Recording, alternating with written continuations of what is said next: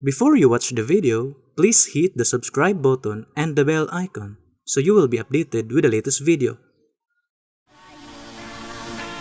Mga kapatid at mga kaibigan, kumusta kayong lahat? Sa pangalan ng Reliyong PBC, may taos puso kaming mag-aanyaya sa inyo kung makikinig sa aming programa, mga makalangit na liwanag ng buhay na ikahatid sa tao tungo sa kaligtasan.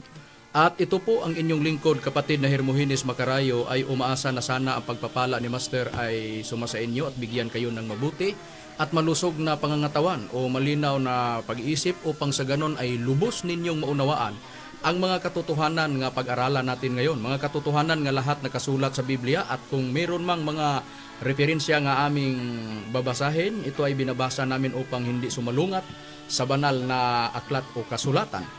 At ito ang aming programa ay mapakinggan dito sa himpilan ng Kabusis Power Radio, Villanueva, mula alas 7 hanggang alas 8 ng gabi tuwing linggo, at mapakinggan ang programa na ito sa Kidapawan, Ronda FM, sa Kidapawan, o ang programa mga makalangit na liwanag ng buhay ay mapakinggan sa Waikurat Radio FM Balingasag mula alas 8 hanggang alas 9 ng gabi tuwing linggo. At doon sa himpilan ng Radyo Ultra mapapakinggan mula alas 10 hanggang alas 11 ng umaga tuwing linggo.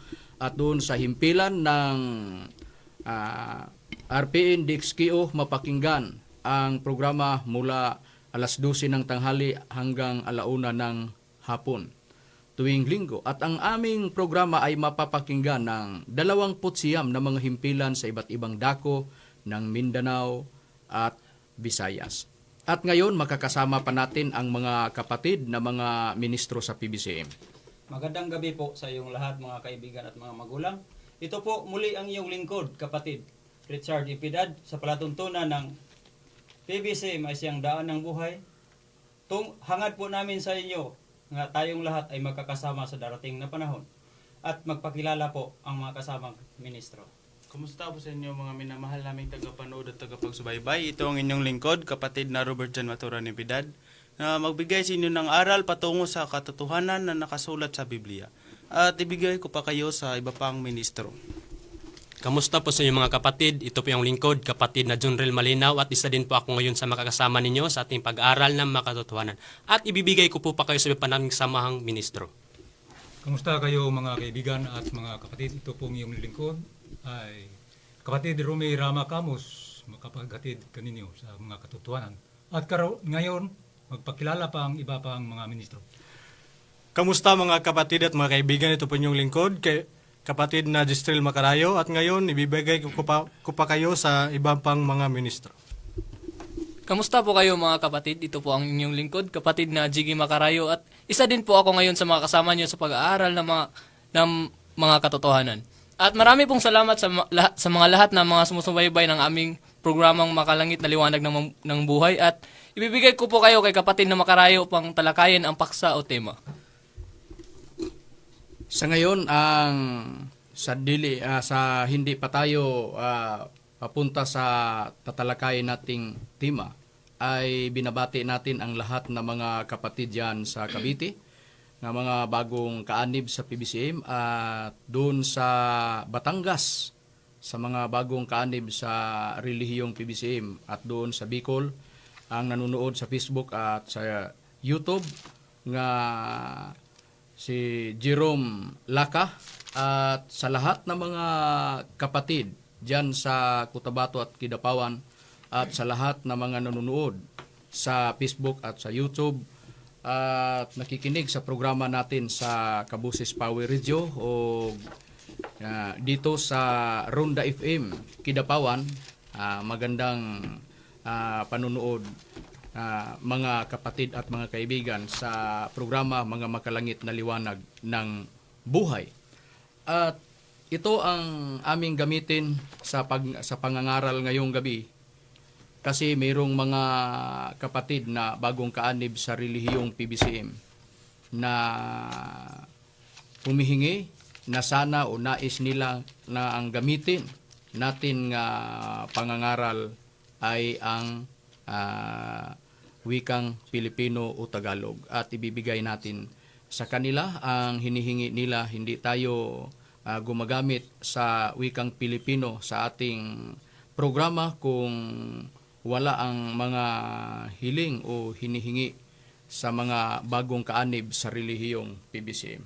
At ngayon, ang paksa na tatalakayin natin, ang tanong, bakit lumilitaw ang PBCM dito sa Pilipinas?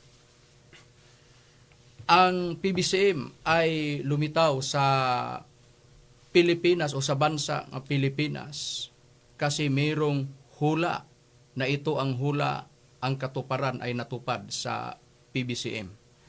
Saan ba ang hula na nakasulat sa banal na aklat o Biblia, kapatid na Richard, nga yung hula ay natupad sa pangangaral natin ngayon sa Espiritu Santo, sa Ebanghelyo ng Espiritu Santo, at ang relihiyong PBCM, bakit lumilitaw sa bansang Pilipinas? Kasi mayroong hula na nakasulat sa Biblia. Saan ang hula na tinutukoy natin, kapatid na Richard? Ating tuklasin, Brad Macarayo, dito babasahin natin sa Juan Kabanata 10, talata 16. At mayroon akong ibang mga tupa na hindi sa kulungan ito. Sila'y kinakailangan din naming dalhin ko at kanilang diringgin ang aking mga tinig at sila'y magiging isang kawal o magkaroon ng isang pastor. Maliwanag sa binasa nating talata, nasabi ng ating Panginoong Jesucristo, at mayroon akong ibang mga tupa na hindi sa kulungang ito. Sila'y kailangan din namang dalhin ko at kanilang diringgin ang aking tinig at sila'y magiging isang kawan at magkakaroon ng isang pastor. Ang binasa ang Tagalog King James Version. Pagbasahin ito sa New Filipino Version, ano na ang pagkasabi sa ating Panginoon Jesucristo sa talatang binasa dito sa King James Version Tagalog, kapatid na Rome, ano na ang pagkasabi diyan sa New Filipino Version? Atin lang babasahin, kapatid na Macarayo. May iba pa akong mga tupang wala sa kulungang ito. Kailangan dalhin ko rin sila. Sila man ay makinig sa aking tinig at magkakaroon ng isang kawan at isang pastol. Maliwanag sa binasa nga talata sa Biblia, na sa Tagalog King James Version, sabi ng ating Panginoong Jesucristo, mayroon akong ibang mga tupa na hindi sa kulungang ito. Sa binasa sa kapatid nga ministro, ang New Filipino Version, may iba pa akong mga tupa wala sa kulungang ito. Kailangan dalhin ko rin sila at makikinig sa aking tinig at magkakaroon ng isang kawan at isang pastor.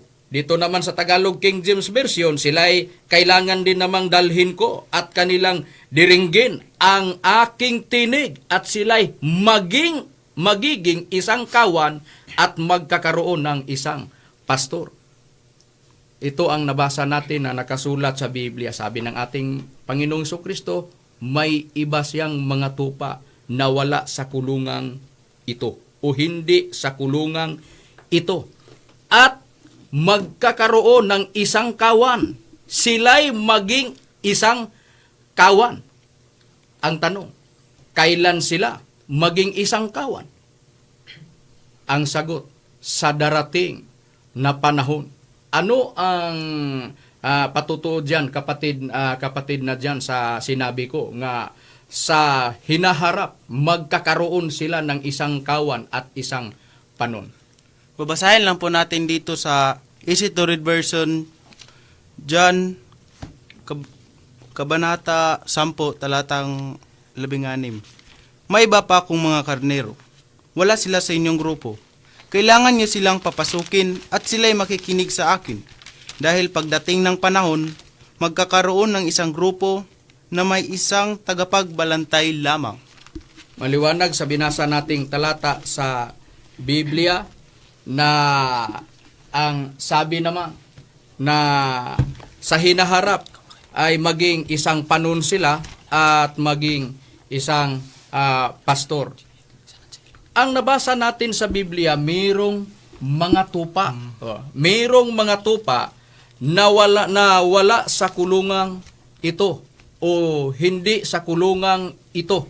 Ito ang nababasa natin na nakasulat sa Biblia. Ang tinutukoy ba sa ating Panginoong Hesukristo, kapatid na Jezreel, ang tupa ba nga tinutukoy sa ating Panginoong Hesukristo ay literal nga tupa o hindi? Hindi po, kapatid na Makarayo. Ito po ang nakalaad kasi ang tupa na sinasabi ay ang mga tao. Ito po ang pruiba. Ito po ang pruiba. Basahin po natin sa aklat ng Ezekiel sa kabanata 34 sa talata 31. Ito po ang nakasaad. At ngayon, mga tupa ko, na mga tupa sa aking pastulan ay mga tao, at ako'y inyong Diyos, sabi ng Panginoong Diyos. Malinaw sa ating nabasa na ang tupa ay hindi ordinaryo, at iyon ay ang tao. Ang sabi ng ating Panginoong Hesukristo, mayroon siyang ibang mga tupa. Sinusuri natin sa Biblia kung literal bang tupa ang tinutukoy sa ating Panginoong Hesukristo. Ang mga tupa ay mga tao ang nabasa natin sa Biblia. Kasi ang binasa sa Ezekiel, kabanata 34 at sa talatang 31, at kayong mga tupa ko, na mga tupa sa aking pastulan, ay mga tao. Mga tao ang sinasabi na tinawag na sa ating Panginoong Hesukristo na wala pa sa kulungang ito. Sa sinabi ng ating Panginoong Hesukristo, maliwanag na mayroong mga tao na nandito na sa kulungan at mayroong mga tao na wala pa sa kulungan nung panahon sa ating Panginoong Hesukristo. Ang tanong, sino po ang mga tao na nasa, ito ang tanong, sino ang nasa kulungan na mga tao nung panahon sa ating Panginoong Hesukristo? Ang sagot, sila ang mga tao na tinatawag nung panahon sa ating Panginoong Hesukristo, may nanggaling sa Hudyo at may nanggaling sa mga hintil. Ano ang prueba dyan, kapatid na Junrel Malinaw? Babasahin lang po natin, kapatid na Makarayo, ang nakasulat sa Roma sa kabanata 9 sa talatang 24. Maging sa atin na kanya namang tinawag, hindi lamang mula sa mga Hudyo, kundi naman mula sa mga hintil. Maliwanag sa binasang na talata sa Biblia na ang mga tinawag noong panahon sa ating Panginoong Hesukristo ay mayroong nanggaling sa Hudyo at may galing sa lahi ng mga hintil. Sila ang tinatawag noong panahon nung ating sa Panginoong Hesukristo. Ang tanong, 20 o grupo sa mga tao nga lahi na natawag nung panahon sa ating Panginoong Hesukristo, may nanggaling sa Hudyo at may nanggaling sa mga hintil. Ito ang mga tupa na nandito sa kulungan sa panahon ng ating Panginoong Hesukristo. At ang sabi ng ating Panginoong Hesukristo, mayroong ibang mga tupa na wala sa kulungan sa panahon ng ating Panginoong Hesukristo. Ang tanong, ikapilang bilang o ang mga tao na wala pa sa panahon ng ating Panginoong Hesukristo, nasa pangatlong pulutong o bilang sila. At sila'y tatawagin ng Panginoong Diyos. Ano ang patutuo diyan, kapatid na Jiggy? Basahin lang po natin dito sa nakasulat sa 2 Korinto, kabanata 10, talata 13 at 14. Data po at hindi namin mamapuri ang labis sa aming sukat, kundi ayon sa sukat ng hangganang sa amin ay ipinagmamahagi ng Diyos na hindi gaya ng sukat upang umabot hanggang sa inyo. Sapagkat hindi kami nagsisilagpas ng higit sa nawaring hindi namin kayo aabutin, sapagkat hanggang sa inyo naman ay nagsirating kami sa Ibanghilyo ni Kristo. Maliwanag sa binasa nating talata binasa sa kapatid na ministro, kapatid na Jiggy, na sabi sa binasa, sapagkat sa inyo ang pangako at sa inyong mga anak at sa lahat na nangasa malayo, maging ilan man ang tawagin ng Panginoon nating Diyos sa Kanya. Ang sinabi na sapagkat sa inyo ang pangako at sa inyong mga anak, ito ang mga Hudyo ang tinutukoy. At sa lahat ng nangasa malayo, maging ilan man ang tatawagin ng Panginoon Diyos sa Kanya. Maliwanag sa binasa nating talata sa Biblia na mayroong 3 pulutong. Ang 2 pulutong, ito ang tinatawag o natatawag na noong panahon ng ating Panginoong Hesukristo. Ito ang, sino sila? Mga tao na 2 lahi, may nagmula sa mga Hudyo at may nagmula sa mga Hintil. Ang 3 pulutong naman o grupo ay nasa malayo at ang pangako sa Diyos sa kanila, sila'y tatawagin. Anong matang sa malayo ang tinutukoy na sa Biblia na kinaroroonan ng mga 3 pulutong na tatawagin ng Panginoon? Saan na pagkamalayo ang kinaroroonan nila kung babasahin natin ang nakasulat sa Biblia? Kung saan o kung anong kinaroroonan nila, susuriin natin mamaya at ang ating susuriin ngayon kung bakit o paano tinawag ang mga Hudyo at mga Hintil. Ito ang ating susuriin ngayon. Ang tanong, kapatid na Jiggy, bakit tinawag ang dalawa may nagmula sa Hudyo at may nagmula sa Hintil? Kapatid na Jiggy, bakit tinawag sila?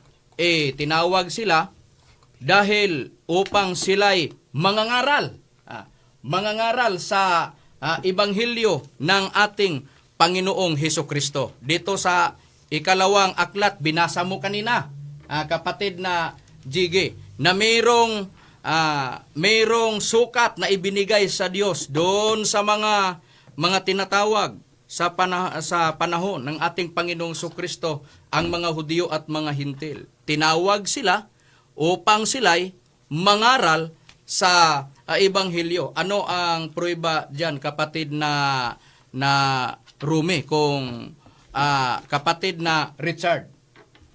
Basahin natin, Brad Macarayo, sa Tagagawa,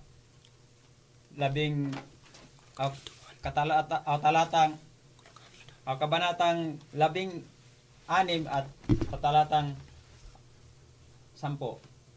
At pinakita niya ang pangitaing pangdakay at pinagsisikapan namin ang magsisiparoon ang Macedonia at pagkakatunayan kami tinatawag ng Diyos upang kanila'y ipinangaral ang Ibanghilyo.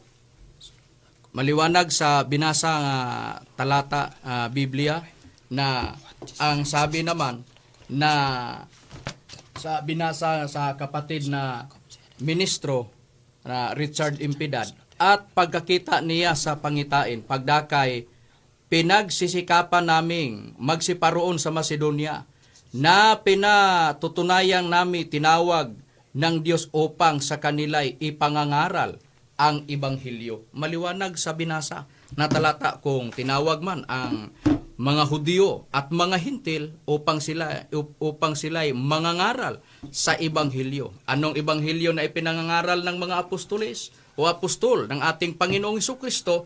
Walang iba kundi ang Ebanghelyo ng ating Panginoong Hesukristo. Ito ang mga nasa kulungan sa panahon ng ating Panginoong Hesukristo. Susuriin natin, kapatid na Jezreel, ano ba ang kulungan na tinutukoy sa ating Panginoong Hesukristo diyan sa Juan Kabanata 10 at sa talatang 16? Basahin lang po natin yan, kapatid na Hermogenes Macarayo, sa libro na pinamagatang Kulo Kabildo, Katoliko at Sakop ni Manalo, Binisaya, Pangutana, Tubag. Isalin po natin sa wikang Pilipino, ito po ang nakasaad. Mga kapatid, ang ibig sabihin na kulungan ng mga tupa ay ang tunay na simbahan ni Kristo. At mayroong nakalagay na talata sa Aklat ng Mateo, Kabanata 16 at sa talata 18 hanggang 19. Dito nila kinuha, kapatid na Macarayo, na ang tunay na kulungan ay ang tunay na simbahan ni Kristo. At mayroong talatang inilagay dyan, kapatid na Jezreel. Ang nakalagay po dito, kapatid na Macarayo, ito po ang Aklat ng Mateo, Kabanata 16 sa talata 18 hanggang 19. Ito ang mababasa, kapatid na Rome. Ang inilagay sa pinamagatang Kulo Kabildo, Katoliko ug Sakop ni Manalo sa Pahina City, sa binasa sa kapatid na ministro, na mayroong inilagay na talatang Mateo, Kabanata 16 at sa talatang 18. Basahin mo, kapatid na Rome, kung ano ang sinabi ng ating Panginoong Hesukristo diyan sa talatang 16 at sa talatang 18 sa Aklat ng Mateo. Babasahin lang natin, kapatid na Macarayo. At sinasabi ko naman sa iyo na ikaw ay Pedro, at sa ibabaw ng batong ito ay itayo ko ang aking iglesia, at ang mga pintuan ng Hades ay hindi magsisipanaig laban sa kanya. Maliwanag sa binasa natin na ang nakalagay sa ang naisulat sa sinabi ng ating Panginoong Hesukristo sa Aklat ng Mateo, na sa ibabaw ng batong ito ay itatayo ko ang aking iglesia.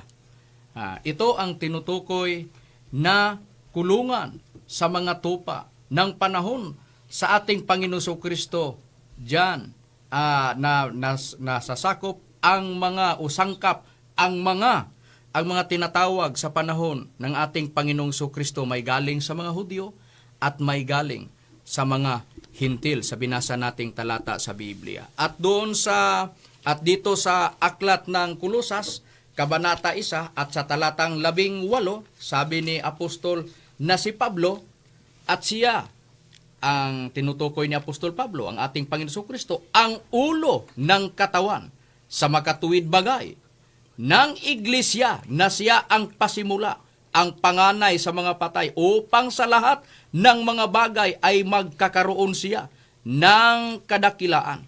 Maliwanag sa binasang nating talata sa Biblia na ang ulo sa katawan, na ang katawan ay iglesia, ang ulo, ang ating Panginoong Hesukristo, at ang itinatag o itinatayo ng ating Panginoong Hesukristo na iglesia ay tinawag ding katawan, at ang ulo ang ating Panginoong Hesukristo. Sino sila? Kung sino sila? Sila ang mga miyembro sa ating Panginoong Hesukristo. Basahin po natin dito sa nakasulat sa unang Korinto, Kabanata 12 at sa talatang 27. Ganito ang mababasa natin na nakasulat sa Biblia. Kayo nga ang katawan ni Kristo, ang bawat isa'y sumasamang mga sangkap niya. Kung basahin ito sa King James Version, sa English Version, sa 1 Corinthians chapter 12 verse 27, ilipat na po natin sa wikang Pilipino ang sinabi. kayo nga ang katawan ni Kristo, ang bawat isa sa inyo, mga membro nito. Sa makatuwid, maliwanag na ang binasa nating talata sa Biblia na ang tinawag na iglesia na katawan ng ating Panginoong Hesukristo ay ano sila? Sila ang tinawag na mga membro o sangkap sa ating Panginoong Hesukristo. Sa opisyal na pangalan, tinatawag din silang Iglesia ni Kristo. Dito sa aklat ng Roma 16, ito ang nakasaad na isinulat ni Apostol na si Pablo. Mangagbatian kayo ng banal na halik. Binabati kayo ng lahat ng mga iglesia ni Kristo. Maliwanag sa binasang talata sa Biblia na ang itinatag ng ating Panginoong Hesukristo ay ang iglesia. At ang iglesia na itinatag o itinayo ng ating Panginoong Hesukristo, ito ang mga membro sa ating Panginoong Hesukristo. Sino sila? Sila ang mga tao na tinawag nung panahon ng ating Panginoong Hesukristo. May nanggaling sa mga Hudyo at may nanggaling sa mga Hintil. Dalawang lahi ang tinatawag na nasa loob ng iglesia na itinayo ng ating Panginoong Hesukristo.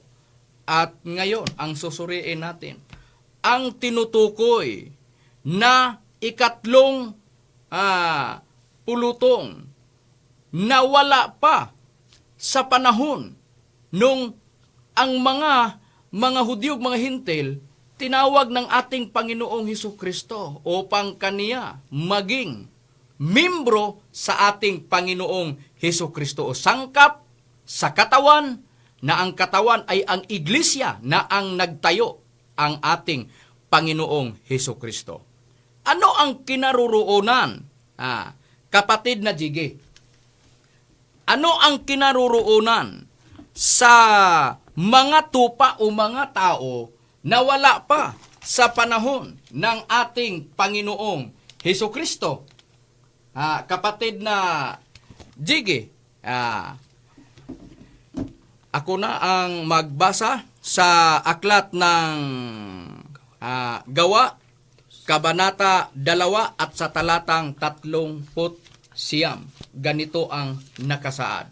Ito ang kinaroroonan ng mga tupa na hindi pa natatawag noong panahon ng ating Panginoong Hesukristo. At ang pangako sa Diyos sa kanila, sila'y tatawagin. At ano ang kinaroroonan nila? Nasa malayo sila.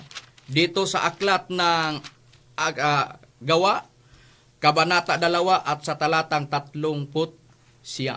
Sapagkat sa inyo, ang pangako ay sa inyong mga anak at sa lahat ng nangasa malayo, maging ilan man ang tatawagin ng Panginoon nating Diyos sa Kanya. Mayroong pangako.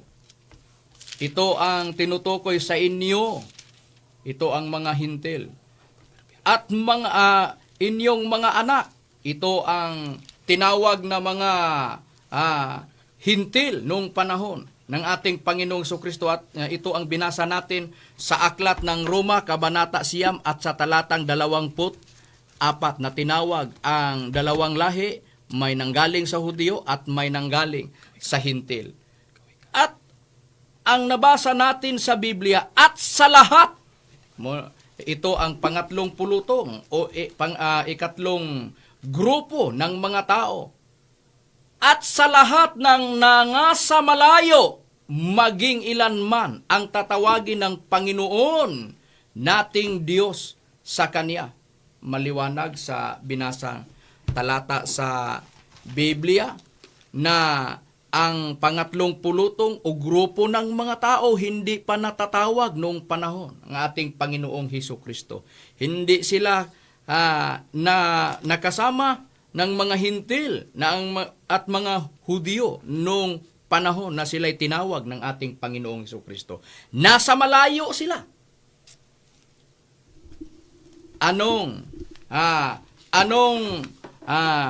uri ng malayo ang kinaroroonan ng mga tatawagin na ikatlong grupo ng mga tao na hindi pa natatawag nung panahon ng ating Panginoong Hesukristo. At sa kung paano inihalintulad ang pangangaral nila kasi sila'y tatawagin ng Panginoong Diyos. At kung ang Panginoong Diyos ay mayroong gawin na pagtawag sa kaniyang mga alagad upang maging mangaral ng Ibanghilyo ang tinatawag ng Panginoong Diyos. Kung ang ikatlong pulutong o grupo ng mga tao, pagtatawagin sila, mayroon silang gawin na pangangaral ng mabuting Ibanghilyo. Sa ano inihalintulad ang pangangaral nila?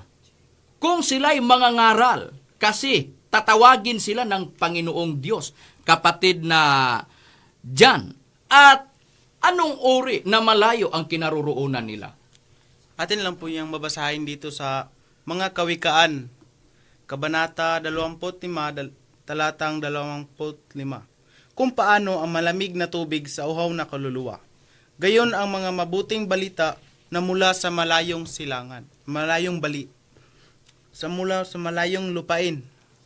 Diyan sila lumilitaw sa malayong lupain. At ang pangangaral nila sa mabuting balita o Ibanghilyo ay inihalintulad sa malamig na tubig. Ito ang nabasa na nakasulat sa Biblia. Saan napagka malayong lupa sila lumilitaw? Diyan sila lumilitaw sa malayong silangan. Dito babasahin natin sa aklat ng Isayas, Kabanata 43 at sa talatang 5 at sa talatang 6. Huwag kang matakot, sapagkat ako'y suma sa inyo. Aking dadalhin ang iyong lahi mula sa silanganan at pipisanin kita mula sa kanluran.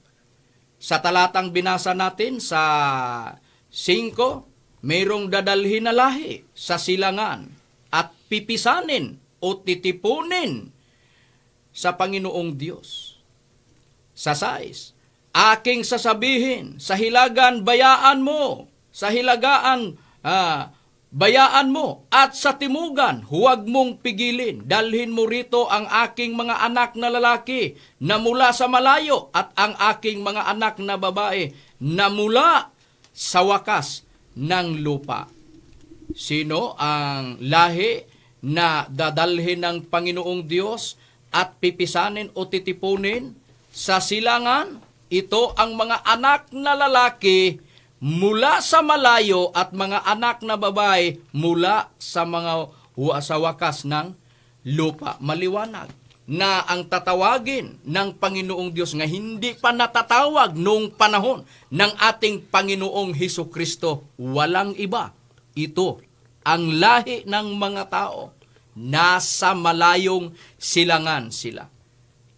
At kung mayroong magtanong, bakit ang binasa ninyo sa 5 at binasa ninyo ang talatang 6, binasa ninyo hanggang 6. Bakit hindi nababasa sa 5? Okay, ibigay natin sa kanila.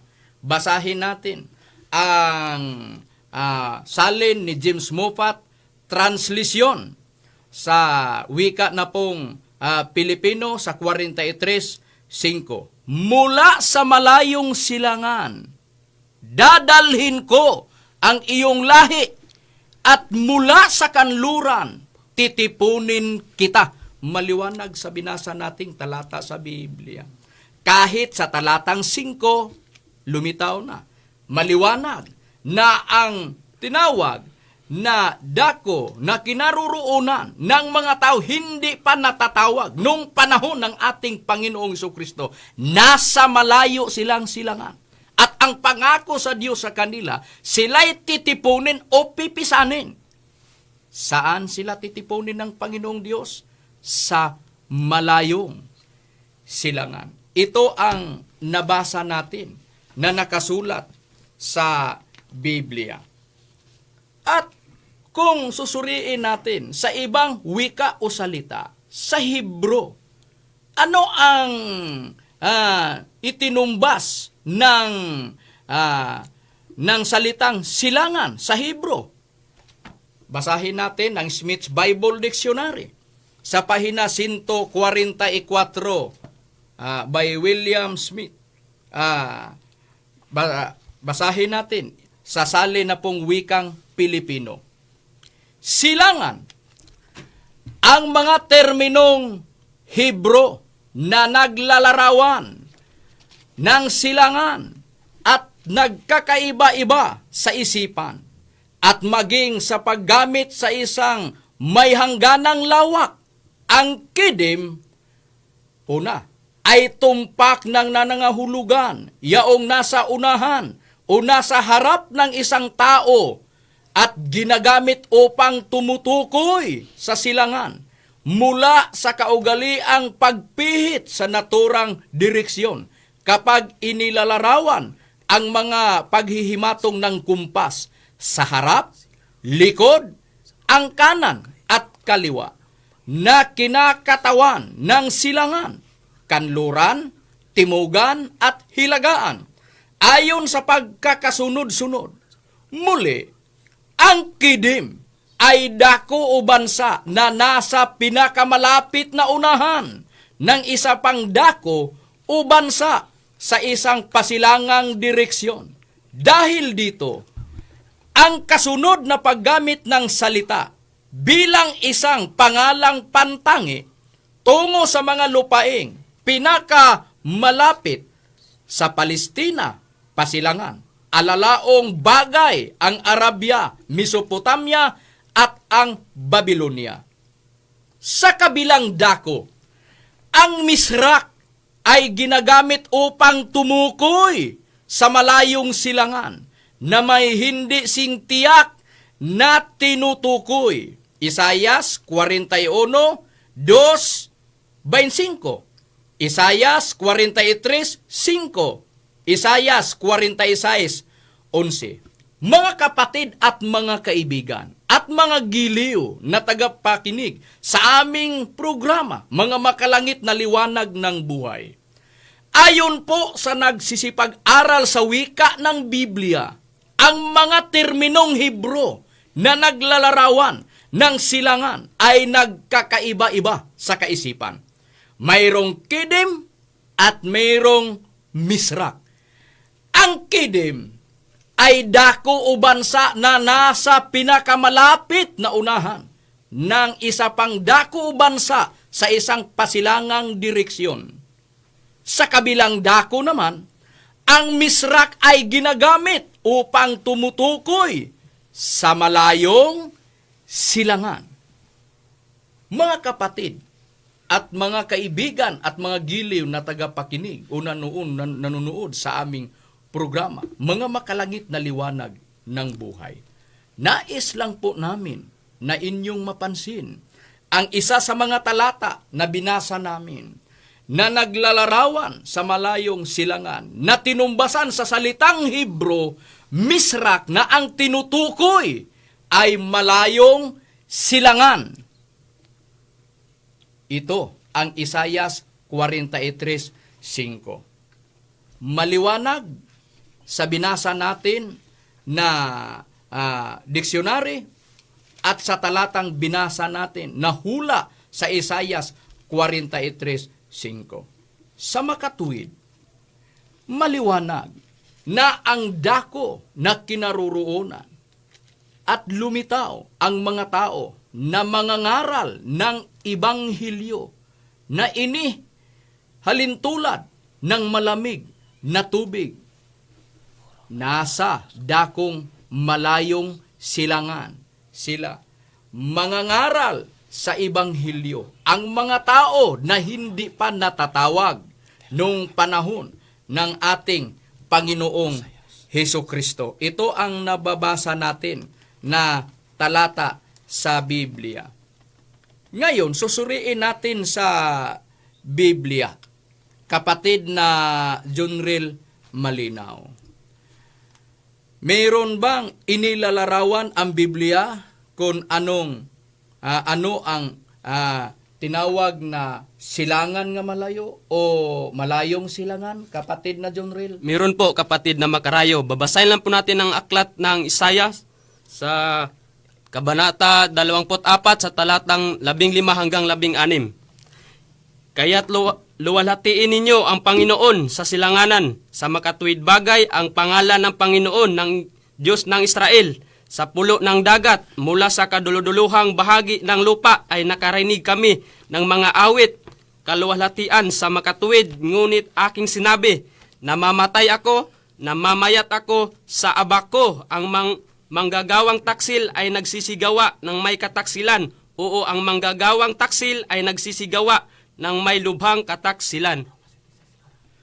Maliwanag sa binasa na kapatid na Ministro Junril Malinaw na mayroong sinabi sa talatang binasa niya nga sa Biblia na ang sabi naman ay ganito, kaya't luwalhatiin ninyo ang Panginoon sa silanganan, sa makatuwid bagay ang pangalan ng Panginoon ng Diyos ng Israel sa mga pulo ng dagat. Inilalarawan sa Biblia na ang silangan ng mga pulo sa dagat. Silangan nga malayo o malayong silangan, mga pulo sa dagat. Tingnan natin, kapatid na Jisrael, anong bansa ang katuparan ng malayong silangan nga ito ang kinaroroonan ng mga tao na mangangaral ng Ibanghilyo na inihalintulad ng malamig na tubig. Walang iba ang katuparan yan, kapatid na makarayo. Yan ay ang bansa natin na Pilipinas. Ito po ang prueba. Basahin po natin sa libro na pinamagatan na Brief History of the Philippines by Leandro H. Fernandez. Sa page 114, isalin po natin sa wikang Pilipino, ito po ang nakasaad. Sa panahon ni Legazpi, ang Manila ay tila naging nangungunang sentro ng komersyo ng Pilipinas. Ito, ang Pilipinas, ang sentro ng kalakalan ng malayong silangan. Malinaw sa ating nabasa, Brad Macarayo, na ang Pilipinas ay ang Malayong silangan. Ang malayong silangan, ang Pilipinas naman ay malayong silangan.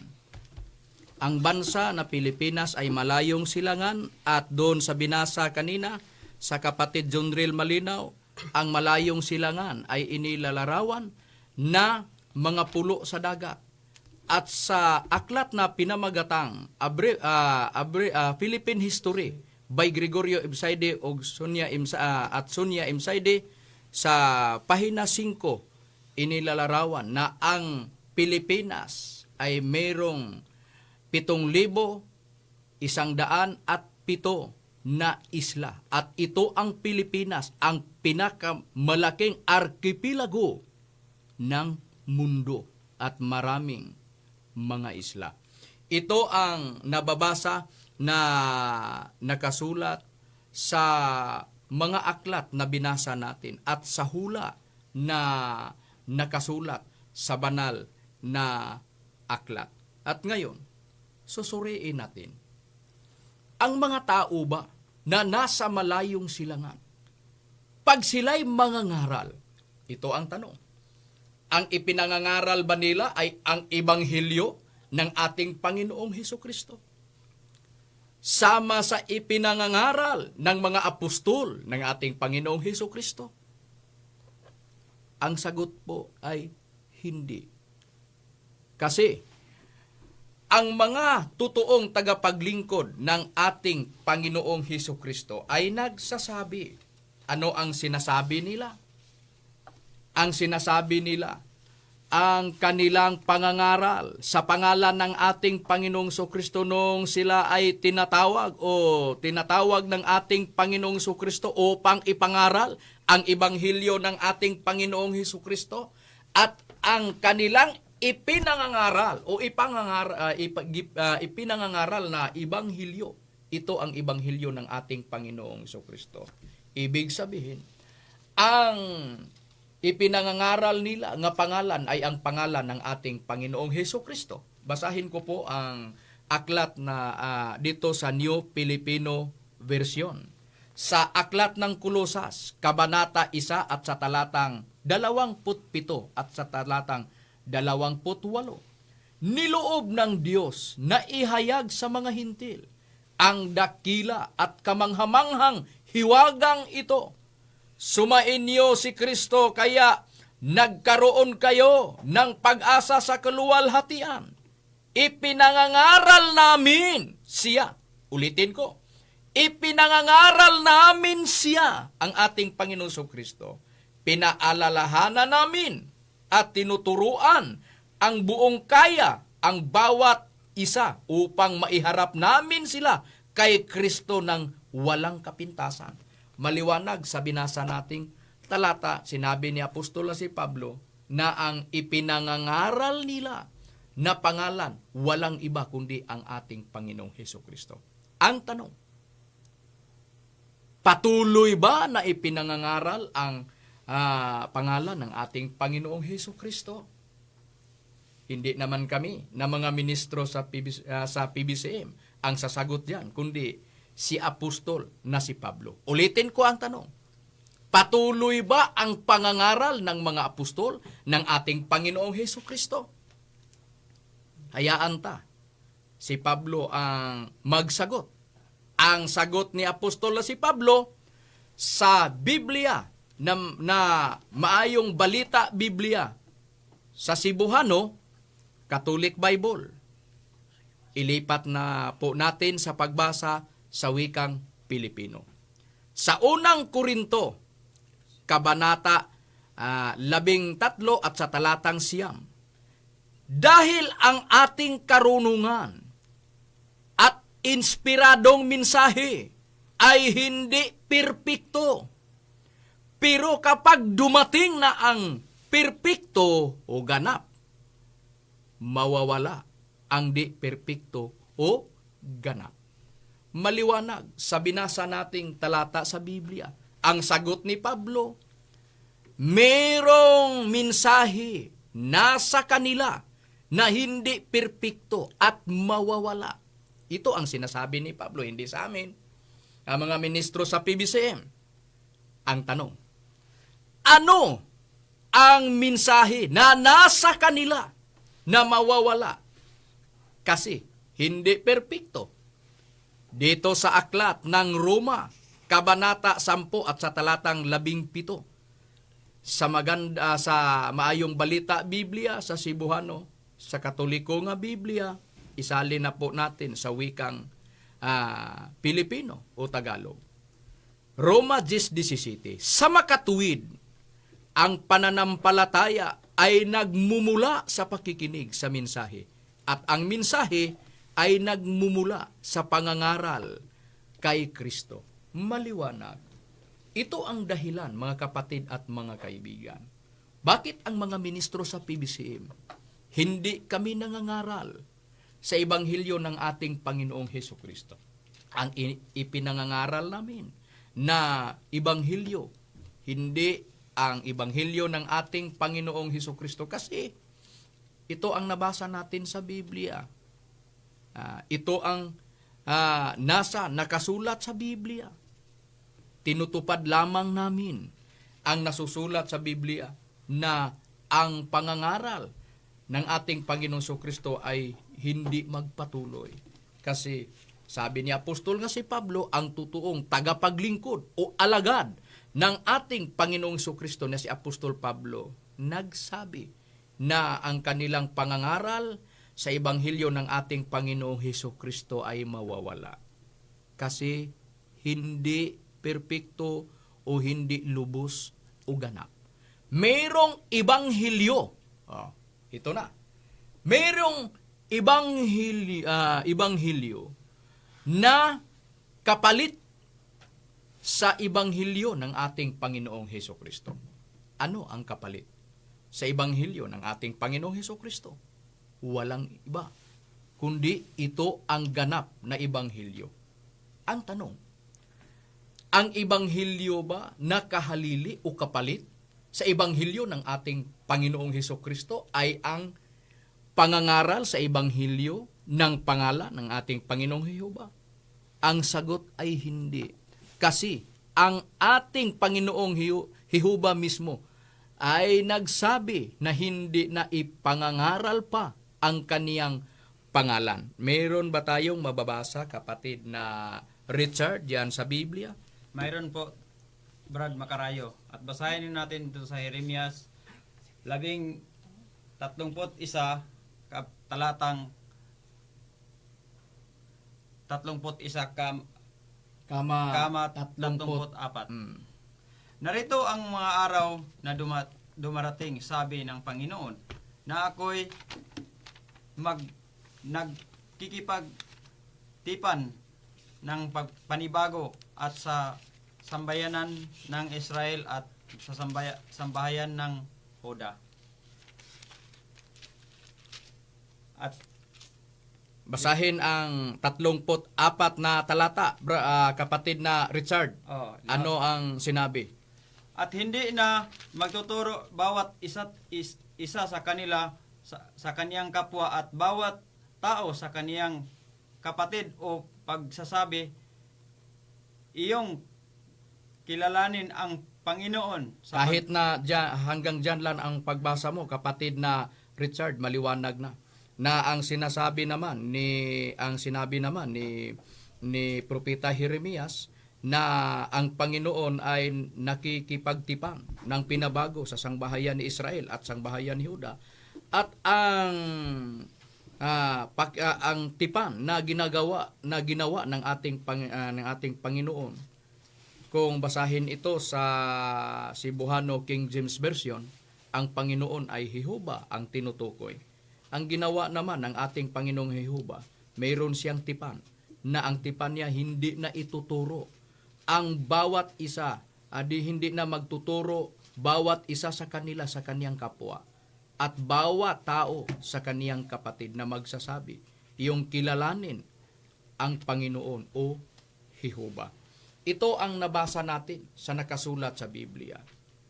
Sa makatuwid, ang ibanghilyo na kapalit o kahalili sa ibanghilyo ng ating Panginoong Hesukristo, hindi ang pangangaral sa pangalan ng ating Panginoong Jehova. Kasi ang ating Panginoong Jehova mismo ang nagawa ng tipan na hindi na ituturo ang kaniyang pangalan.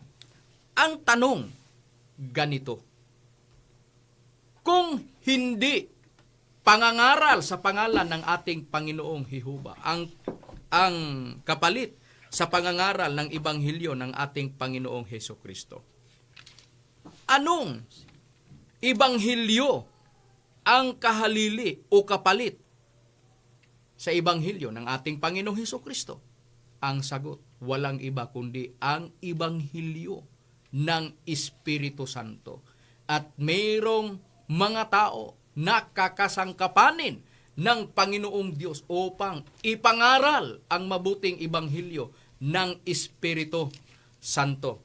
Saan po natin mababasa ang prueba diyan sa sinasabi ko, kapatid na Rumi? Babasahin lang natin, kapatid na Macarayo, dito sa aklat ng Pangunang Pedro sa Kabanata 1 at sa talatang 12, na ipinahayag sa kanila na hindi sa ganang kanilang sarili, kundi sa ganang iyo. Pinangasiwaan nila ang mga bagay na ito na ngayoy ibinalita sa inyo sa pamamagitan ng mga nagsisipangaral sa inyo ng Ibanghilyo sa pamamagitan ng Espiritu Santo, na sinugo mula sa langit, na ang mga bagay nito'y nasang mamamasdan ng mga anghel. Maliwanag sa binasang sa kapatid na ministro, kapatid na Rumi, na ang kahalili o kapalit sa Ibanghilyo ng ating Panginoong Hesus Kristo walang iba kundi ang Ibanghilyo na Espiritu Santo. At mayroong mga tao na mangangaral sa Ibanghilyo ng Espiritu Santo.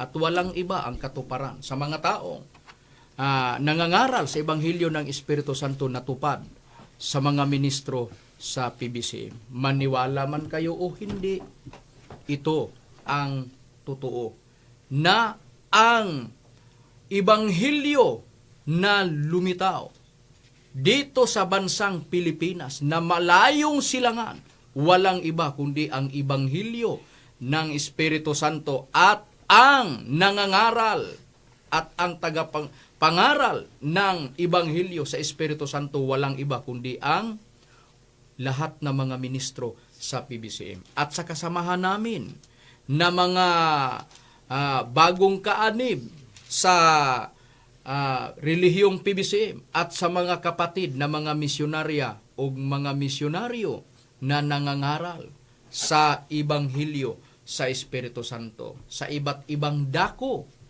sa Pilipinas, sa Mindanao at sa Visayas at sa Luzon. Kahit anong dako ang abutin sa mga nangangaral sa Ibanghilyo sa Espiritu Santo na mga misyonaryo o mga misyonarya, walang iba na ipinangangaral kundi ang Ibanghilyo ng Espiritu Santo. At ang katuparan naman sa isang kawan o isang kawan at isang pastor o pastol, walang iba kundi ang kawan. Ito ang kawan ng mga tao na tatawagin o kakasangkapanin ng Panginoong Diyos upang ipangaral ang Ibanghilyo sa Espiritu Santo dito sa bansang Pilipinas. Itinayo ni Master ang relihiyong PBCM noong 1967, inirehistro sa pamahalaang Pilipinas sa Securities and Exchange Commission under sa numero 45013 noong August 12, 1971. Ito ang mga taon o ito ang taon na itinayo ni Master ang relihiyong PBCM dito sa bansang Pilipinas. At dito sa Mindanao, itinayo ni Master sa San Antonio, Hasaan, Misamis Oriental ang relihiyong PBCM. Kasi ang Mindanao, yuta o lupa o lupang pangako ang Mindanao. Sa our country, pahina 47. Ito ang dahilan bakit kami nangangaral sa Ibanghilyo sa Espiritu Santo at hindi namin ikakahiya. Sa lahat na mga radio station, din kami nangangaral sa Ibanghilyo sa Espiritu Santo.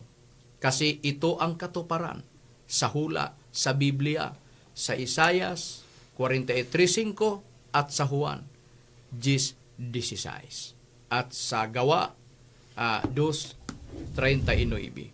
Ito ang mga talata na ito ang dahilan bakit mayroong PBCM na nangangaral sa Ibanghilyo sa Espiritu Santo. Ito ang katuparan sa hula sa unang Pedro, Kabanata 1 at sa talatang 12. Mga kapatid at mga kaibigan, sana patuloy kayong makikinig sa mga programa namin sa Power Radio Villanueva, mga makalangit na liwanag ng buhay, at dito sa Ronda FM, Kidapawan. Wala naman kaming oras. Hanggang dito na lang. Ito ang inyong lingkod sa pangalan ng aming guro na kinilala Divine Master Tomas Sr. at sa Executive Vice President Reverend Charlie Eugenio. Ito ang inyong lingkod, kapatid na Hermogenes Macarayo, at sa mga kapatid na mga kasamahan na ministro sa PBCM. Ito po ang iyong lingkod, Richard Impidad. At ito naman si Robert John Maturan ng Piedad. Ito po ang inyong lingkod, kapatid na Jiggy Macarayo. At ito naman po yung lingkod, kapatid na Junrel Malinaw. Ito po yung lingkod, Brother Romy Rama Camus. At ito po yung lingkod, kapatid na Gisrel Macarayo.